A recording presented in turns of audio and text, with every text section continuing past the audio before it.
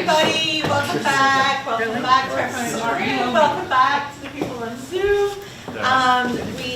This is our sort of last topic frame session, and the last session of the day will be everybody just kind of reflecting on what we've done. But right now, this is our fourth panel. It's called Reaching the Public, Changing the Narrative on the Humanities and Higher Ed, which will be moderated by my wonderful colleague and friend, Shanti Parikh, who's the chair of African and African American Studies, but also professor of Sociocultural Anthropology and African American Studies. I'll quickly reintroduce our panelists in case there are people in the room who did not get to know who they are. First, we have Kristin, who is from the field of American Studies. She's also works in museums, including the National Museum of American History. She's a faculty coordinator of the wonderful Humanities Collaboratory at the University of Michigan, which supports innovative, collaborative, and inclusive humanities scholarship. Yay. And also the co-founder and former associate director of Imagining America. And we had Kyle Olson from Imagining America like a couple of years ago here. And this is a really great organization, which is a consortium dedicated to campus community collaborations. Next, we have Kathleen Fitzpatrick. She's Interim Associate Dean for Research and Graduate Studies, Professor of English at Michigan State, previously Director of Digital Humanities at MSU, Founding Director of Mesh Research, a lab focused on digital scholarly communication. Her 2019 book, Generous Thinking, A Radical Approach to Saving the University, advocates for open, inclusive scholarship to enhance academic work and societal impact, which has been a lot of the conversation we've had today. And the new book, which how did I miss this? What's the title? Leading Generously, Tools for Transformation. Thank you. And that was published last year? In October. Okay. And then also important for Kathleen is the Knowledge Commons, which is an open access network for nearly 50,000 scholars worldwide. And I think those of us who are members of the MLA and use the Humanities, that's part of the Knowledge Commons, right? Yeah. Fantastic. Okay, then Jason Rhody, who holds a PhD in English, Senior Director of Engagement Strategy at the Modern Language Association, part of the Humetrics team that we've talked a lot about today. Jason was previously Program Director at the Social Science Research Council, and a senior program officer at the NEH. And then Chris Long, I have to go back to the first page. A philosopher by training, Provost and Senior Vice President at the University of Oregon, known for values-driven leadership. He champions the transformative power of liberal arts education. He has led and continues to lead impactful initiatives such as the Mellon-funded Less Commonly Taught in Indigenous Languages Partnership, and Humetrics, again, which I think will come up, I imagine, and maybe you can tell us a little bit more about what Humetrics does. And all of these things that Chris does, as those of us who listened to him earlier today, is very clear, lead into his focus on making higher education more inclusive, accessible, and aligned with core values. So thanks, everybody. Thank you. Yay. Chris and Stephanie, thank you for organizing this and for inviting me. Thank you, panelists. I'm excited about this. So I always think of this as sort of reaching the public. I always think of it as storytelling. And I became an anthropologist because I love listening to stories that elders tell, which is what we do as anthropologists. And then I thought I was going to like storytelling like Zora Neale Hurston, but then I realized doing that part of it's a lot harder. But each of you were invited up here because you are really good at storytelling to the public. So I'm going to start with a question because each of you are tackling this question of reaching the public in very different ways with things that you're doing. So if you could give us kind of a very quick overview, because I have a bunch of questions, a very quick overview of your approach to reaching the public, and probably maybe just give one or two examples. And some of the things I'd like you to think about to help us here think about it is the idea of audience. So when we talk about the public, we always think we know what we're talking about, but there are so many different publics. So in your example if you give a specific example, who is exactly the audience and who's the public? And also the question of risk. Because sometimes as scholars, there's always a risk in turning our scholarship and our stories to the quote-unquote public, as opposed to just, and we're seeing it being weaponized now, by this administration. So, and we'll just, I guess, start in order. Okay. Thank you. I think I like how you framed public, because I think if we think about public in a too monolithic way, it becomes sort of impossible. I think about local publics, I think about national conversations, kind of really developing a sense for yourself with your research of kind of who is my public and how do I engage with publics. I have done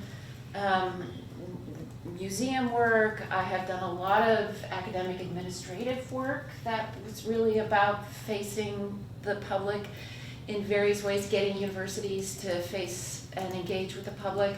I also, and this will be my brief example, I have written 3 monographs. And the first I wrote when I was a lecturer, and so was not trying to speak to a tenure committee. And I really wanted it to be sold at the Lincoln Memorial Gift Shop. And I wanted to teach people, very specific public, and I wanted people to teach it in their graduate seminars. And I was successful in both those. And then my second monograph I needed to write to get tenure. And it's I'm very proud of it, but it's definitely my worst book. Because my audience was 3 people who didn't agree and didn't share really my sense of what the value of the word was. And then I wrote a third monograph when I was free. I was an associate professor, but I was able, and I had a much broader audience. And that is a much better book because I didn't have the same. And I think others will talk about sort of different scales of engaging with the public, but I think that's useful as a framing to start with. I like that.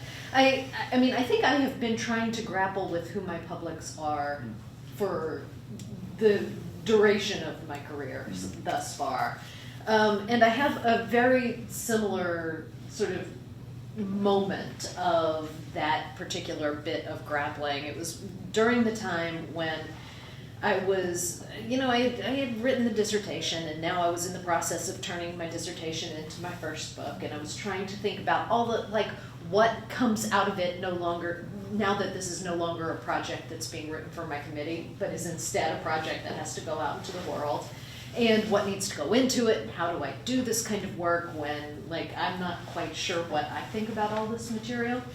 And I was writing about, the relationship between television and contemporary American fiction, and was on a bunch of different listservs that were focused on the work of those authors that I was studying, and gradually came to recognize that a number of the folks on these listservs were graduate students or they were faculty, but a lot of them were just readers out there in the world who happened to really develop some kind of connection to or interest in these authors.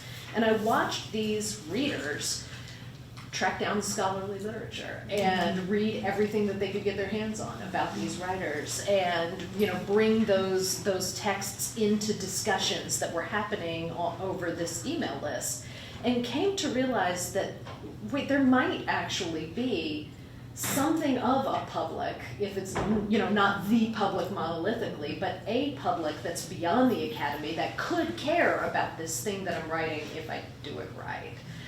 At the same time, I'm revising this book because I have an issue with instant gratification, right? And I had been working on this project for the years that I was writing the dissertation, and then the years of revising it.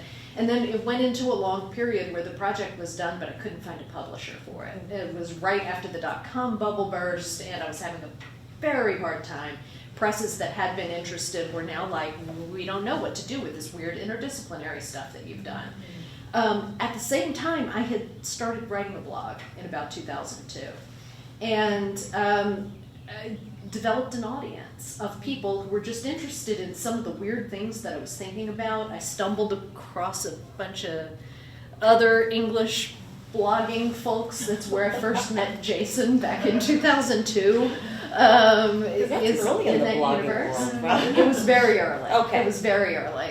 And started recognizing that there was this entire other mode of potential connection beyond the book. The academic book might not be viable economically, but why couldn't I write something more public that I could then find an audience with, build a community with, and think with in the process of doing the work? And so that, for me, really got me to start thinking about what working in public as well as working with the public might look like for a literary studies / media studies / digital humanities scholar. Since then, that first book aside, I've published 3 more. In each of those 3 projects, I published the draft online in an open commentable form in order to get basically open peer review done on the project.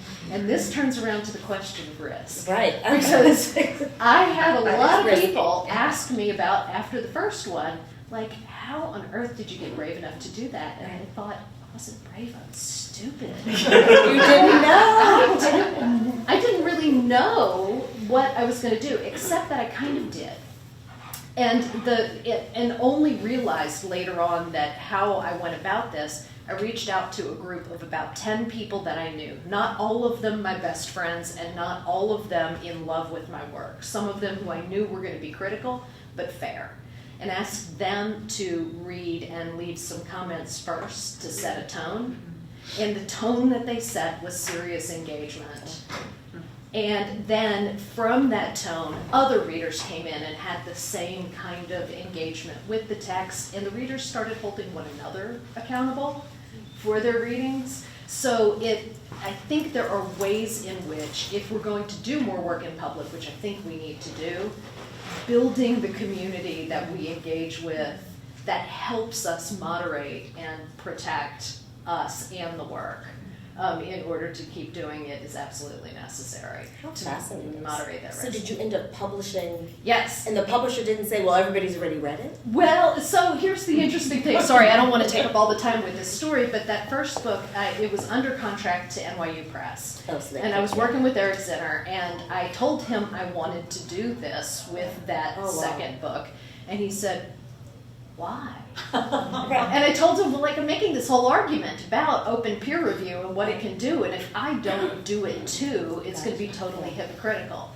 And so he took it to the press director and their board, and everybody went, I mean, I don't think the book is going to sell after that because it's going to be available online. See, I'm thinking like a Oh, publisher. right?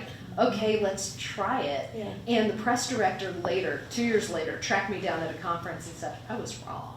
That in fact, the book sold more because it had built an audience online and people were looking for it but didn't want to spend all day on a screen reading. So anyway, that's too much from me. I'm gonna But a stop good talking example now. of risk, because that Yeah. could have backfired, Yeah. Yeah. So I'll try to go through 3 quick examples, each from my different hats I've worn through most of my career. So from the NEH perspective, the model that I really look to is the state humanities councils, right? So these are 56 state and territory organizations, nonprofits that are affiliated with NEH, get pass-through money, operate on a shoestring, and they keep local humanities alive across the states, right? And they're in, and sometimes they move, like I believe that the Pennsylvania one moved to different areas over the every 5 years they'll shift to make sure that they're really paying attention to areas that are not getting the kind of attention of just being present. So as soon as I left the NEH, I wrote a couple of short public pieces about how to argue on behalf of the NEH, because they can't argue. I mean, the thing that most people don't know about any federal employees, you're completely powerless, right? You really don't have, your choice is to quit or not, but like in general, you cannot advocate for yourself, right? It's really for us to advocate for them. So, going local and rooting the conversations in something that is meaningful to the immediate community in which you're speaking, and that helps you understand who my audience is, who is the public at this moment. So if you're in St. Louis, finding those very specific stories about the history of St. Louis, the stuff that I know that you already do. So that's I think one of the best ways is just really engage with that local community on the level that's meaningful, and that's worked with Republican congressmen. When you're making the case to preserve NEH, and you're on the Hill, and you're like, well, I see this map of your local area. Did you know, right? And pulling that stuff. And when I was at SSRC, I directed the Media Technology and Politics group, which grew to about 10 people. It was during the Trump administration. There were a lot of funders who were it's all soft money, who were pouring money into mis and disinformation research, trying to understand the political environments in which that we were operating.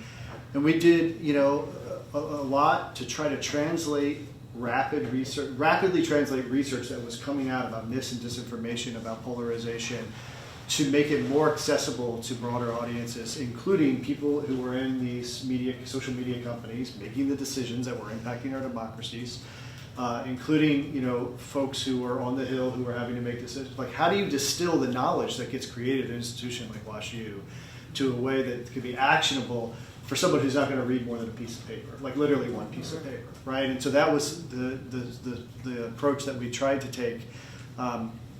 I will say, speaking to risk, that people who did that early disinformation research are still getting called to testify in front of Congress, being accused of, creating discord and misrepresenting. So there was tremendous risk of these scholars who were doing that kind of work. In that case, part of the public for us was the companies, right? So I was actively working, flying out to talk to Facebook and Twitter, Google, trying to get researcher access to the data that they had so that we could actually have some informed knowledge about what impact might be ongoing. And that was not easy work. And the time horizons in terms of and the sort of needs and outcomes are different, because we had journalists involved, we had funders involved, we had academics involved, we had companies involved. And the first thing a company's going to say is how does this impact my product? That's the line, right? And so there was, trying to have those conversations, create, the way that you were modeling so wonderfully earlier, creating spaces to listen, understand different motivations, and try to find a path. And some of that worked okay, and some of it didn't. So that's another. And finally, I would just say, from MLA's perspective, or my work at MLA, I would say first that we need to remember that students and their peers and their parents are a public as well, right?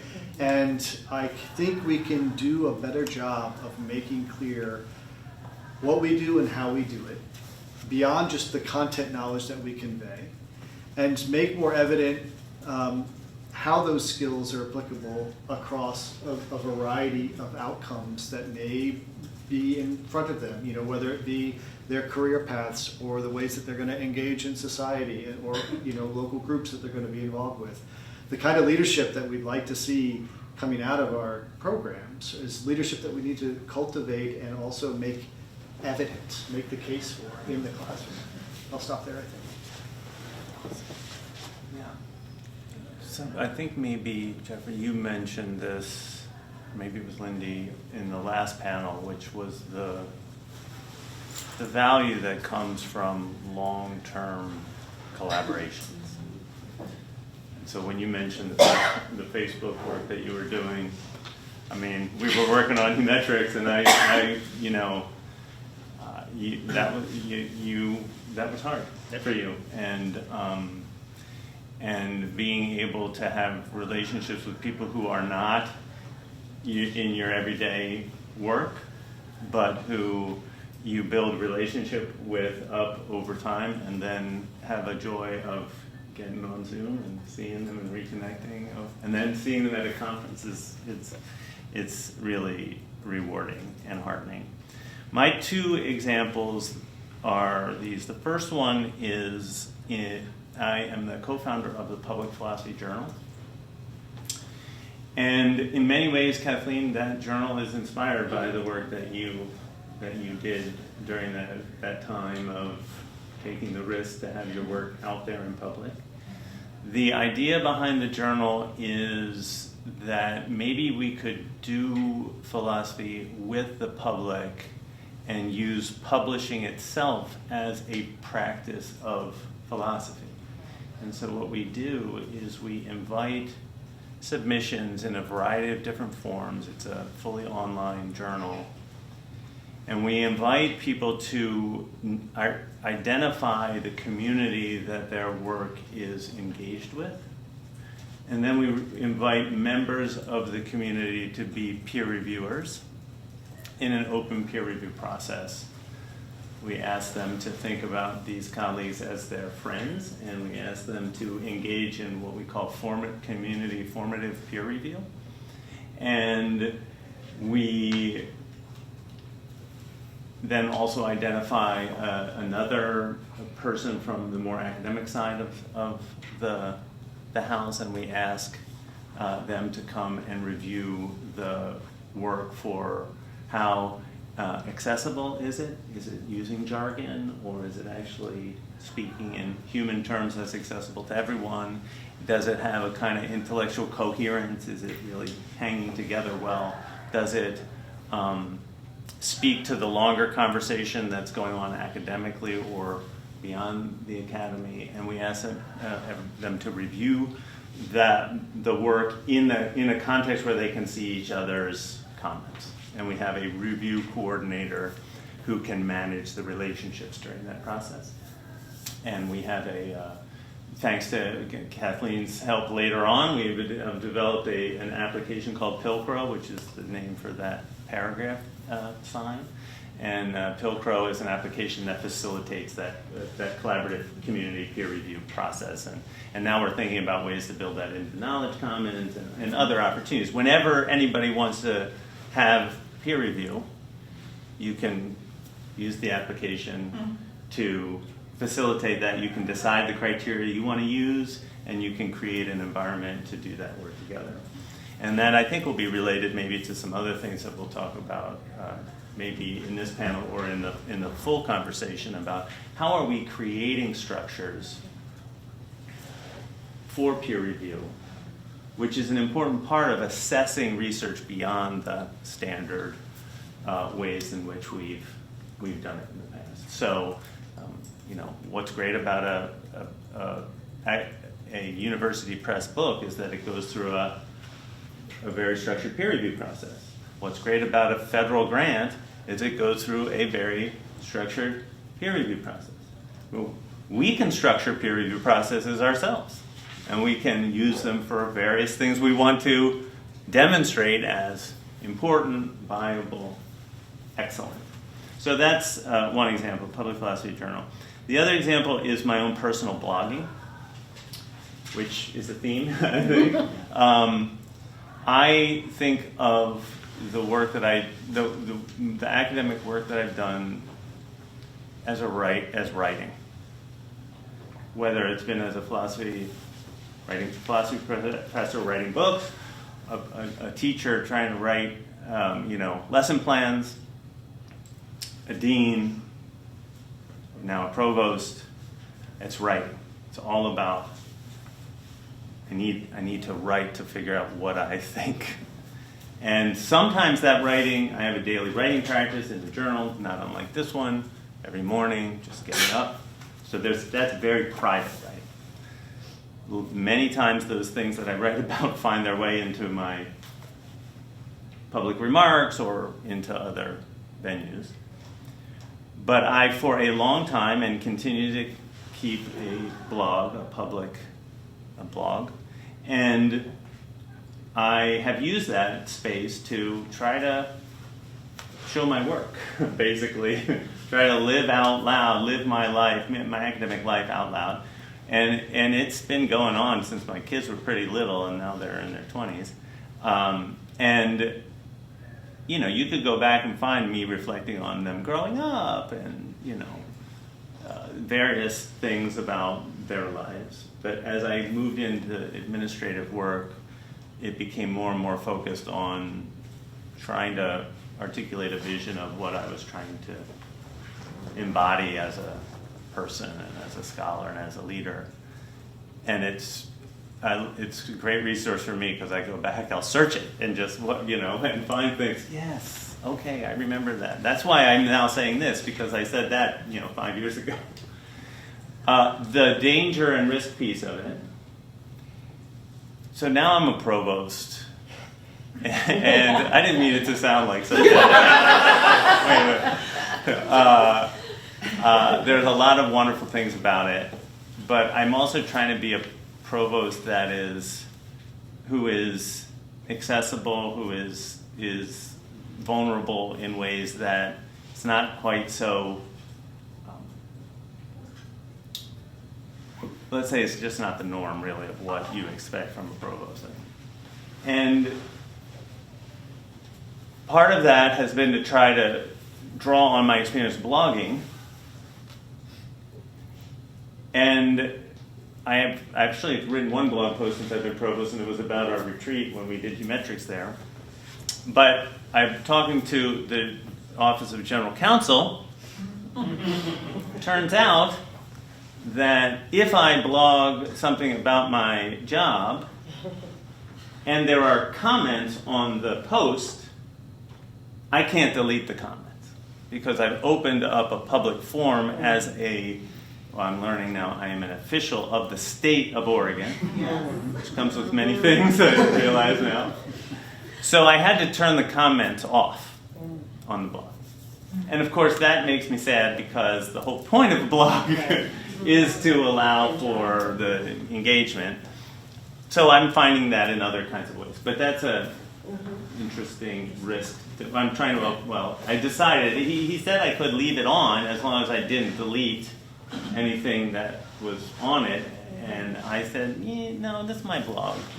I want to be able to delete things if I don't like them, so I'll just turn the comments off. Yeah, good. Before I move on to the next question, did anybody want to add to their story after hearing everybody else? Anybody? Okay.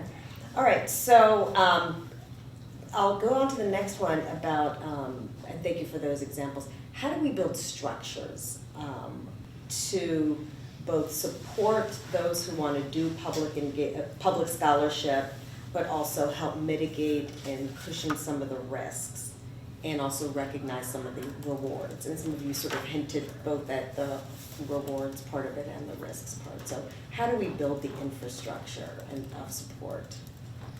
And we can start in any order you want to go in.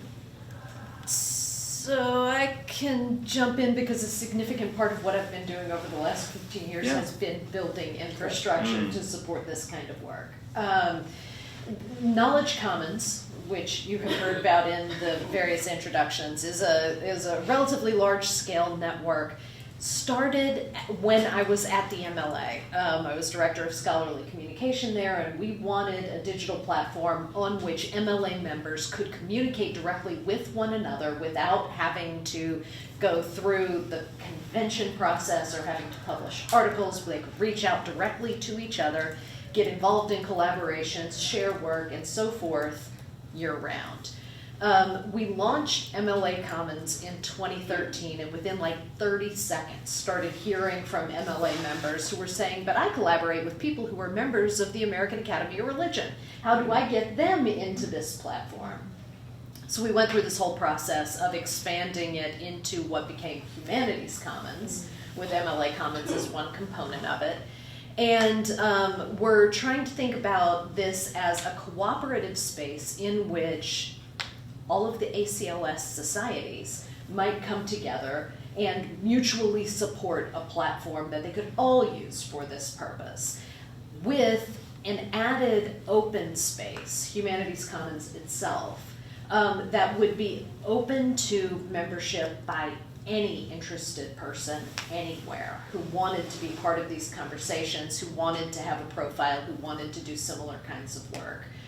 Unfortunately, many of the ACLS societies saw that open space as undoing the purpose for them of having their own space, because they're like, why would I pay into a project if all my members could just join the free one, right?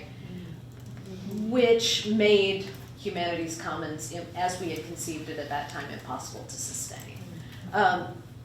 Long story short, I leave the MLA, I moved to MSU to go do the work that I was doing there, and brought Humanities Commons with me. So Humanities Commons came to MSU as a hosted project, and we set about trying to think about what the project needed in order to become sustainable. And what it needed to become sustainable was to address institutions rather than societies, because most scholarly society budgets are like a shoestring. So that wasn't going to help us. But institutions need a space where their faculty can communicate, can collaborate, and so forth. But in order to address the entire institution, we needed to be something, sorry, I'm going to say it, bigger than the humanities. We became knowledge commons because of this, right? Because we want to be fully disciplinarily inclusive and to welcome everybody in. Knowledge Commons currently has something on the order of 45,000 users around the world. We host a panoply of websites for folks who just want to come in and create a WordPress blog or a portfolio or a site for their conference or whatever it is. They can do that free of charge. They can build an individual profile that kind of demonstrates to the public, here is my work and what I'm doing, and here are my academic interests. And those academic interests link them to other folks with those same interests on their profiles. They can create group discussions. Most importantly now, we have a really, really robust repository that is connected to all of this, that allows folks to deposit their articles, their lecture notes, their conference presentations, their slide decks, their image, like anything can be deposited in here, can get a DOI so that it becomes persistently addressable, and that then automatically appears on their profile as part of their portfolio of work. It's been a phenomenally successful platform. It has, we every day discover something that somebody has done on the platform that we didn't know about. There's a journal that got started. Hey, look, did you hear about this conference? It's really amazing the stuff that folks are producing and doing. There has been a little bit of issues with spam, issues with content that, like the mis and disinformation problem that we try to keep an eye on, problems with, just stuff that you wouldn't want in a scholarly network. So we do some basic moderation, but we're a tiny team and we can't moderate everything, right? So we have to rely on our users to point out stuff to us that we should be worried about. But that having been said, this platform, the goal behind it is precisely to provide a space for anyone worldwide who wants to do this kind of work in community with the other scholars who are on the platform. Good, thank you. Anyone else?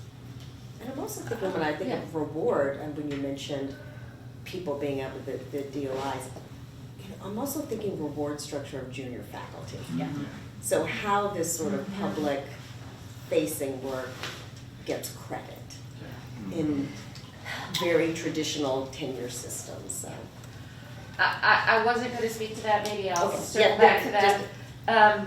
I was going to speak to kind of this moment and universities and structures that we can build in universities and the role that people in humanities can play, especially people who are doing engaged, public-facing, collaborative humanities. 25 years ago, when Julia Ellison and I founded Imagining America, the idea was that university presidents were going out there and making speeches about, and it was mostly at that time kind of the tension was around their role in their local community.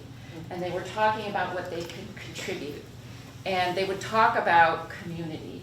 But they didn't actually know that there were a lot of junior faculty at their institutions who were really connected in the community in very deep ways, who were struggling because they had to mitigate against all the structures at the university that work against collaborative public-facing work. So the idea for this organization was, we're going to put these two parties at the same institution in conversation with each other. We're going to tap the presidents to say, actually, there are people doing exactly what you need, and they need some support. So to create kind of a pathway there is one of the important things that we wanted to do. And I think it's a great organization. I'm no longer involved. I think we need to return to that model in this moment. And I think many of us are, I will speak for myself, quite frustrated with the response of my beloved university to this moment.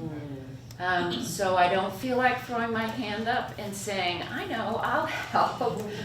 But I feel like that's kind of what I need to do. And I think that universities, one of the interesting things about this moment is we used to be alone, humanists, in having to make the claim for the value of what we do to the public.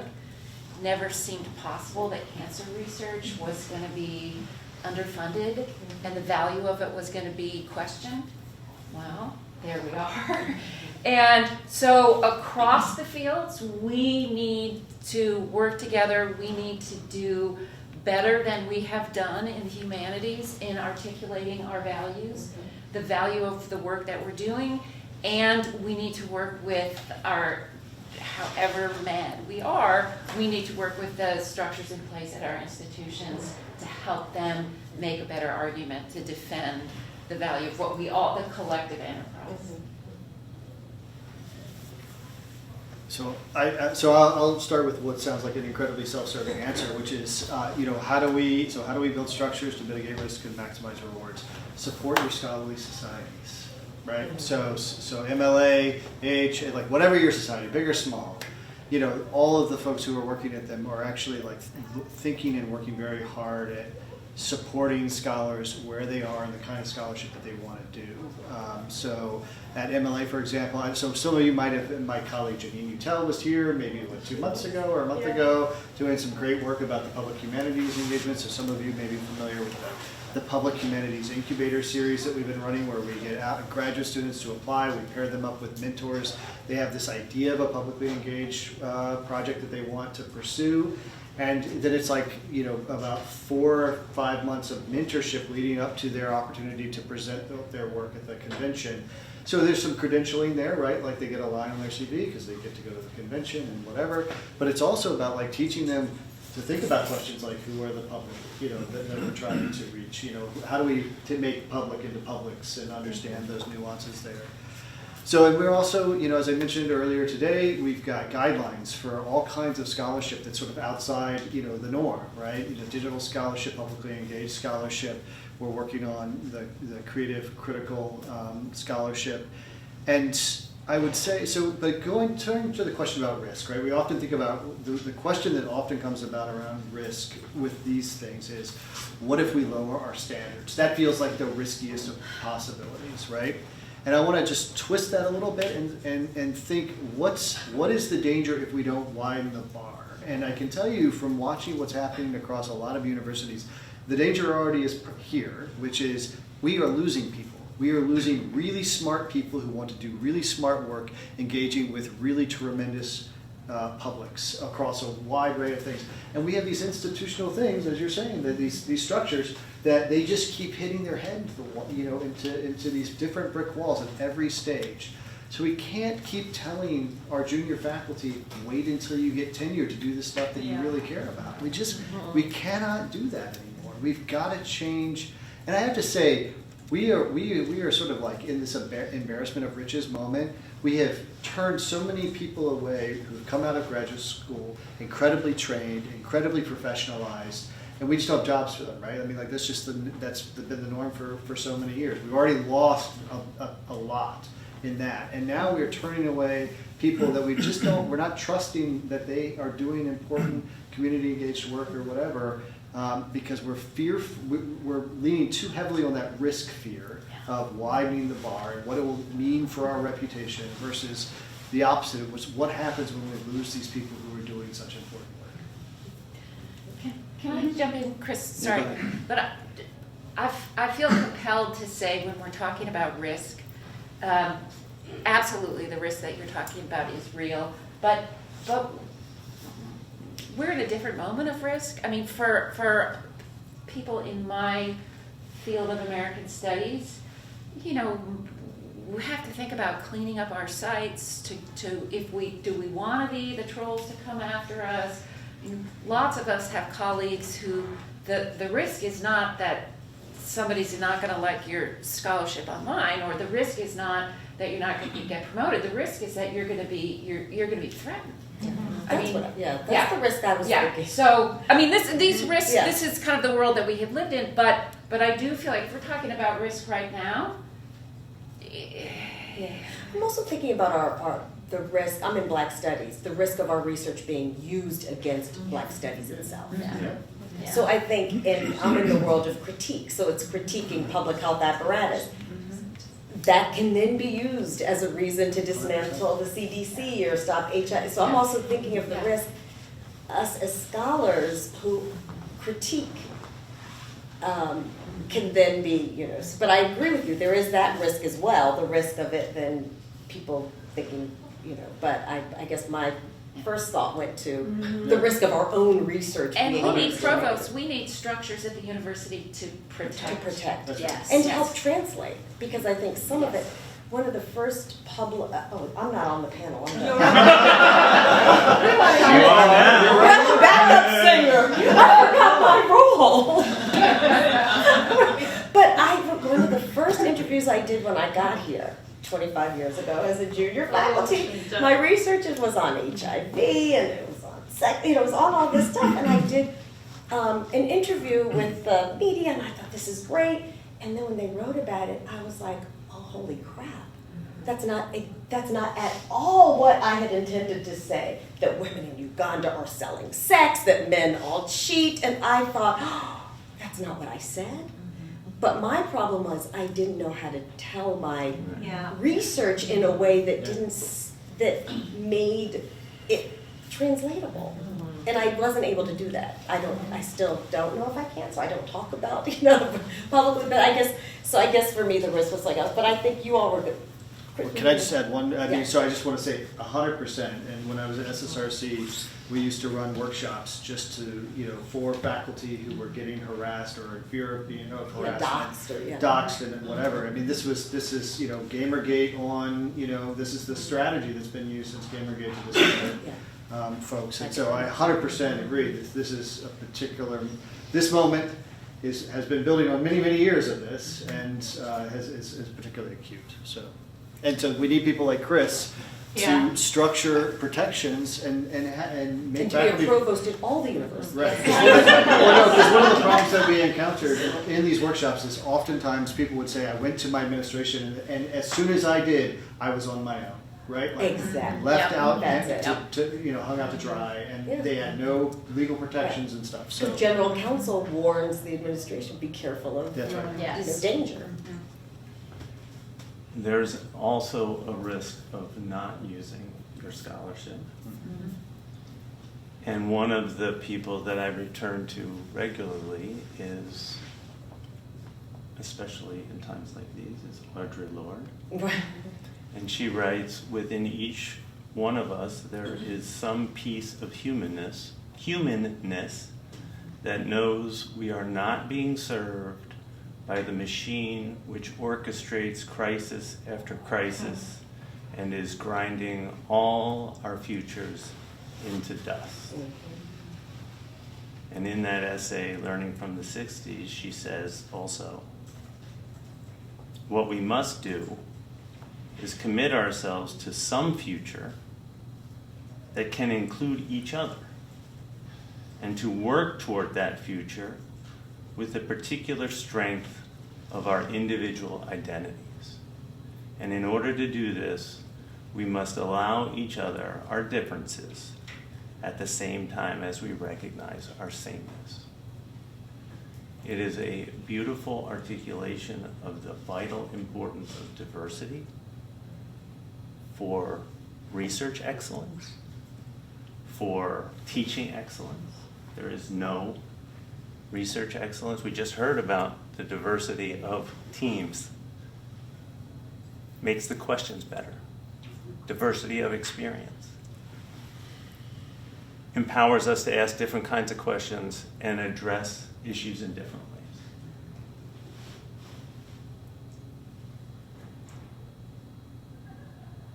So when we feel this pressure, if we're able to learn from Audre Lorde's work and from so many others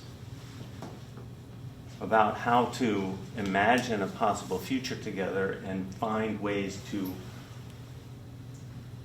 draw on the connections we have, draw on the experiences we have, the humanities has long known the situation in which the rest of the university is now finding itself. And so we have an expertise. And we had to bring that. Now, this is the time. One of the ways that expressed itself from a structural standpoint, to get back to the structures, because we have to build the future structures we need for the future university we deserve to have, the one that's worth fighting for.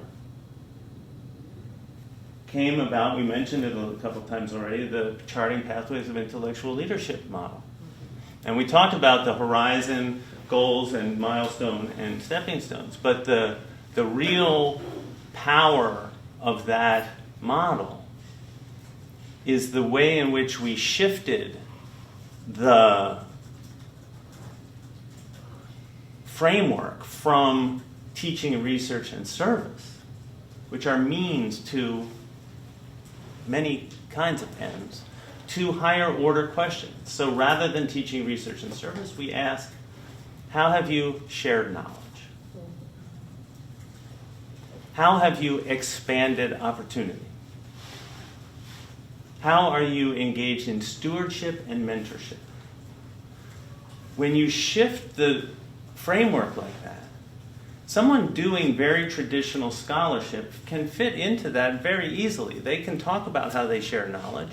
They can talk about how they've expanded opportunity. They've talked about how they've done mentorship and stewardship. But the person who is out there doing work with communities, and this is why it came up, because we had hired a group of junior faculty to be transdisciplinary community engaged scholars. And when they got to the university, they were doing that work, and then they started going through their annual review process, and all of a sudden, this organic work, the work where they're putting their full selves into their work. Yeah, what does that, is that teaching? Well, maybe that's service. But it's not scholarship. It's not that, we know that. So those questions, when we start seeing those questions being asked, and for me, what was most transformational was when we started seeing the degree of alienation and the degree of being disheartened that these vibrant, amazing scholars were feeling, we knew we had to do something different. We didn't know what we needed to do, but we started working together, thinking about what could be this. And it certainly was not me as the dean in my office thinking,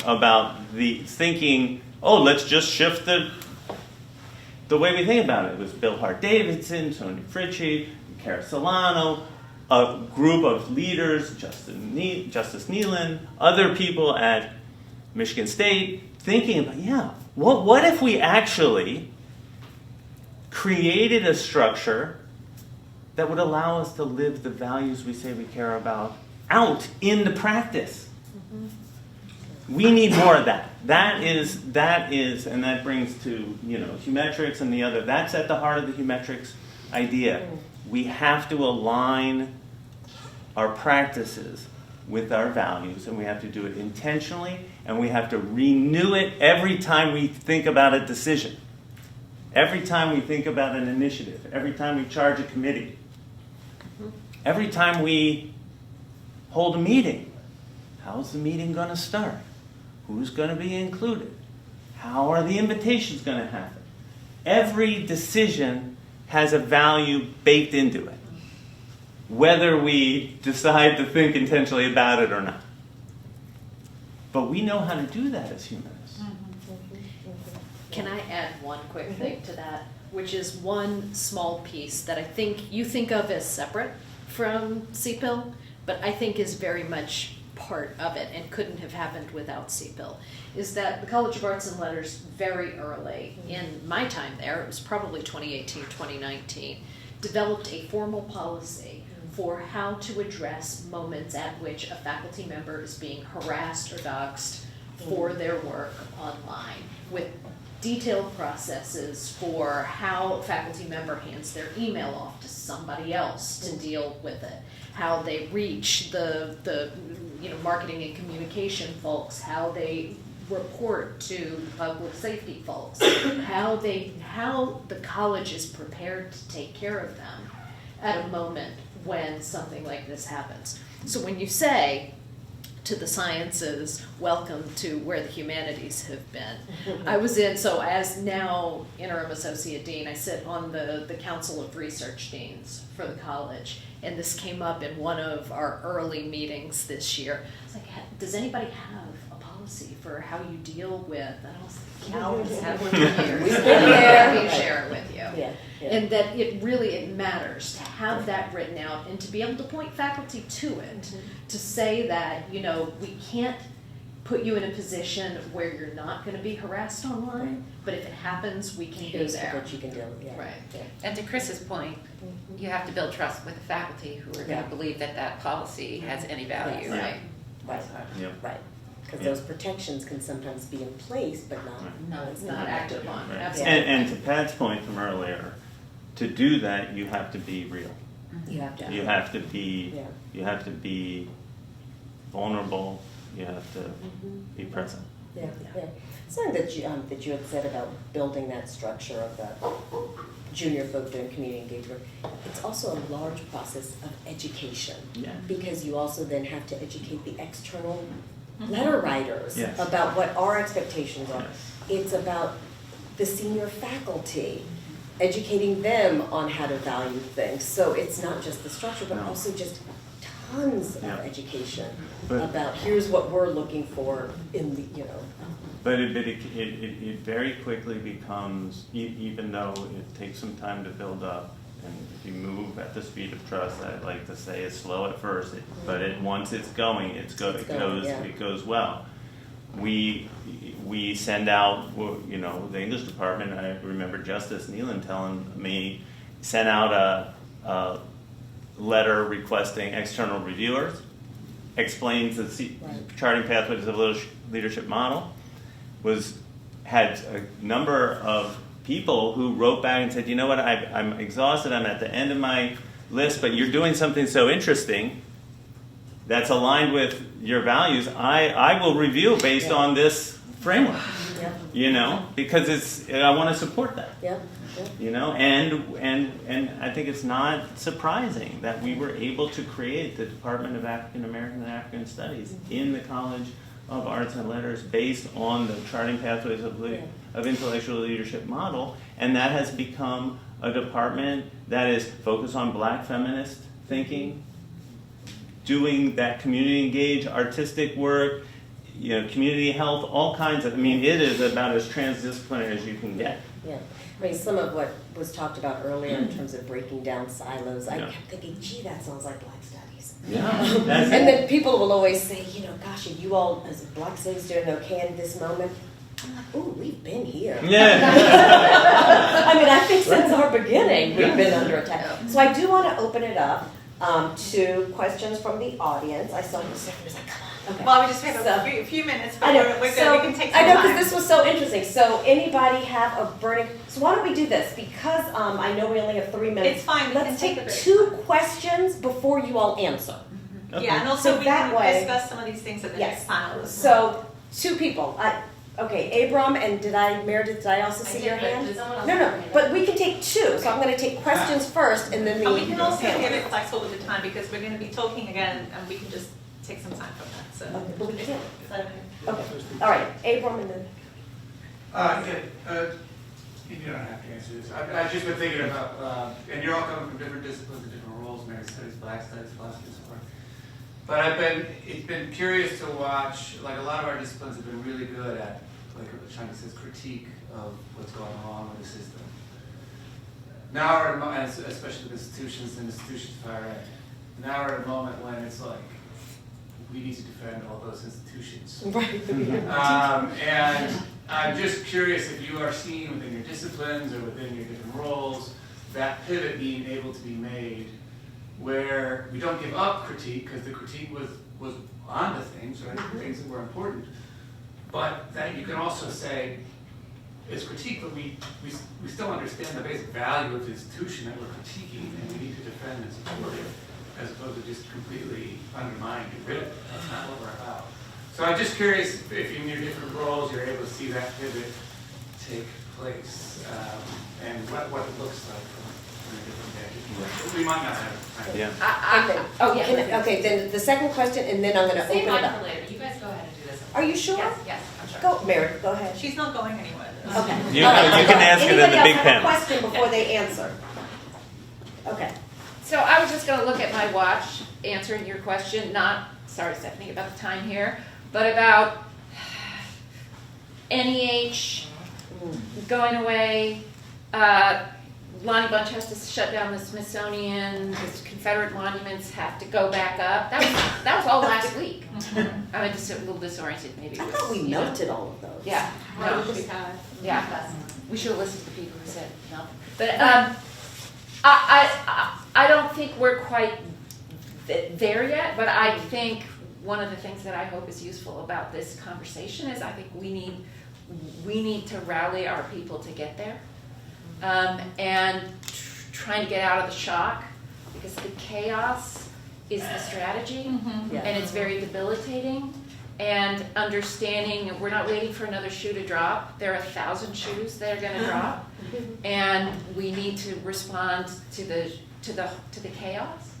And moving from, we were talking a little bit about this last night, frustration with our institutions and the way that the leadership, Chris wasn't saying this, the way that our leadership is responding, we need to shift from there to taking on some responsibility for defending it ourselves. So I hope it's a shift. I don't know if other people are seeing it the same way. I think it's an opportunity. I think it's a huge opportunity for solidarity between administration and faculty, and it's going to require growth and learning on both sides. I think on the administrative side, it's going to require a lot of what I've been talking about: openness, vulnerability, values and active leadership, commitment to actually putting these things into practice and being willing at a time when it is about as scary as it can be to be open. That's not your natural, you know, that's not your natural posture as a leader when you're being full on attacked. On the faculty side, though, I think it's going to require a willingness to engage in a sophisticated understanding of how institutions work, and of the very real economic and political pressures that we're under, and how are we going to coordinate among yourselves and with the administration? Because if we can't do that, if we are at odds with ourselves in responding to this, and if our response is always about loss and not about what Audre Lorde invites us to think about, is what future do we want to create?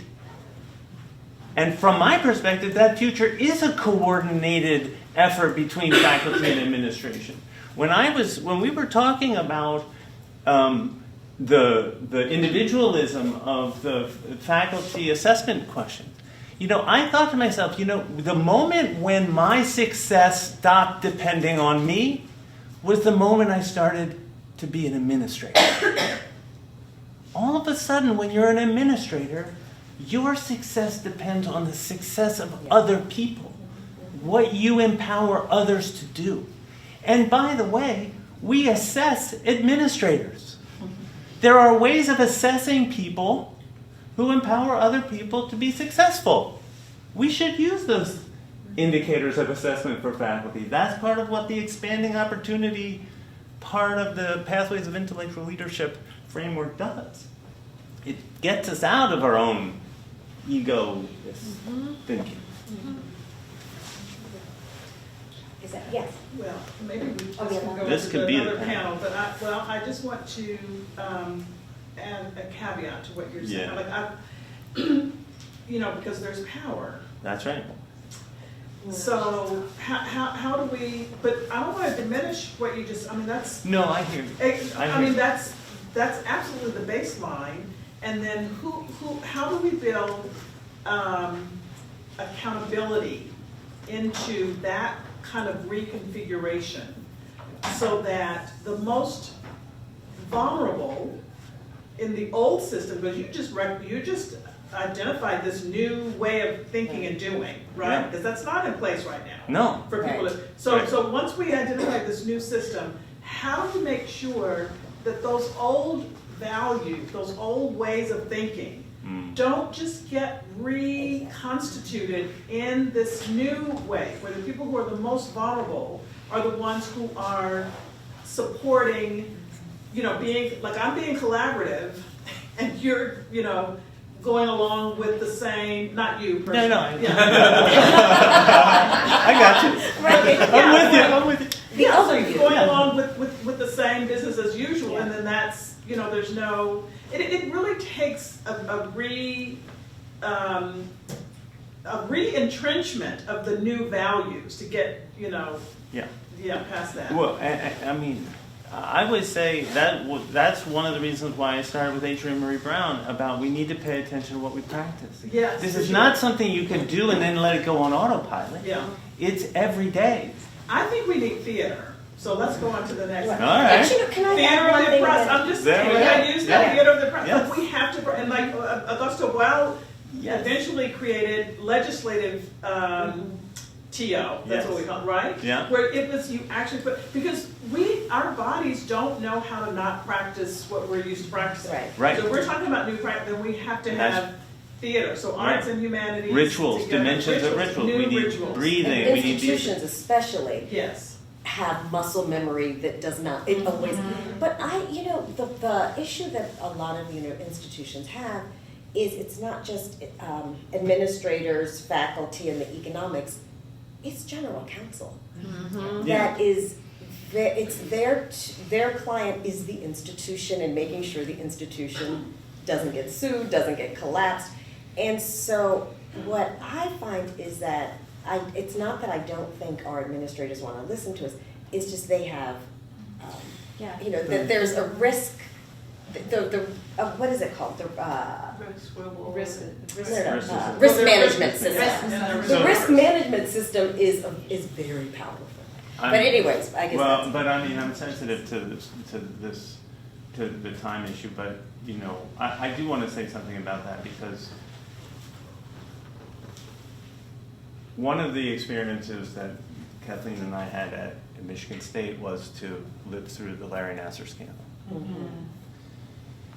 And there you saw an institutional response that was very legalistic Yes. to a human trauma. Yes. And it was only when the leadership below the president and provost, the deans, got together to actually put language to the failures of the institution. Of the legal approach, yeah. Yeah, well, of the institution to protect the people that we were responsible to protect, and to be willing to say. And I remember putting it in one of the communications, and getting pushback. I said we failed as an institution in that communication, and I was getting pushback, and I remember yelling up to my wife, Val, they're giving me a hard time about using failed.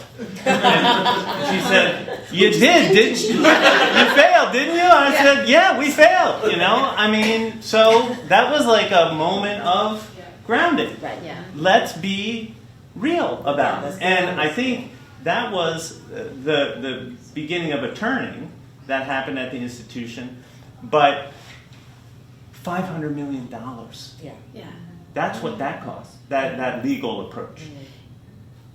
I want to add to that just a little bit, and I apologize because I know we are past this point, but I can't walk away from this. No, moment. it's okay. So if you want the like whole story of MSU over the last 7 years, because Nassar is just the beginning, Yeah. right?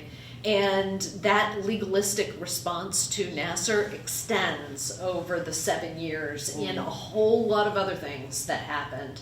And all of it, like, it all begins and ends with the Board of Trustees, Yes. right? And we haven't said those words yet, right? That's actually what I was thinking. I was thinking General Counsel and Board of Trustees. Exactly. Who are And academics. really thinking about what that governance structure, which has come to us from corporate America, means for our institutions, is something that we really have to reckon with. Now, we currently at MSU have a president who has come to us from Chapel Hill, who had some experiences with the board there in Chapel Hill, that led him in a very difficult moment at MSU when he was being offered this position to turn to our board with a document that says, I will be president of your institution if you agree to abide by these principles, Well, there you go. including you are not going to interfere in the day-to-day operations of the institution. The president and his chosen staff Wow. conduct those operations. You are not going to speak out of turn and go to the press and leak information. It didn't stop them. They continue to do Right. it. But nevertheless, But least- he presented this and they signed. And that beginning of rethinking what the relationship between the institution and its governing board Right. might be is something that needs to happen Yeah. at every institution in this country. Because universities are one of the few entities that are run by a governing board that has no experience. If we owned a manufacturing company, we would choose board of trustees who knew about freaking manufacturing. And Right. will they want to Do they- tear it down?